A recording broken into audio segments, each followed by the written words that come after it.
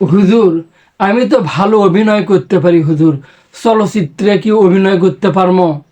যেখানে অশ্লীল দিয়ে ভরা, যেখানে খোলামেলা কাজ চলিচ্ছে, সেখানে তুমি কিভাবে অভিনয় করবা? হারাম, হারাম, হারাম। সেখানে তোমার কাজ করা হারাম। হুজুর, আমি কি ব্যাংকে চাকরি করতে পারবো? ব্যাংকগুলো সব সুদ ভিত্তিক।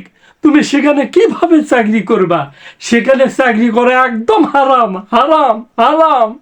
হুজুর, আমি কি আদালতের বিচারক হতে পারবো? বাংলাদেশে বিচার ব্যবস্থা মানুষের আইন দ্বারা হয়। সেখানে জজ কেন, বিচারক কেন? তুমি পেউন হতে পারবে না। তোমার জন্য সেখানে পেউন হওয়া হারাম, হারাম, হারাম। হুজুর, আমি কি রাজনীতি করতে পারবো? রাজনীতি? যেখানে গণতন্ত্র চলছে, সেখানে তুমি কিভাবে রাজনীতি করবে? এই রাজনীতি করা একদম হারাম, হারাম, হারাম।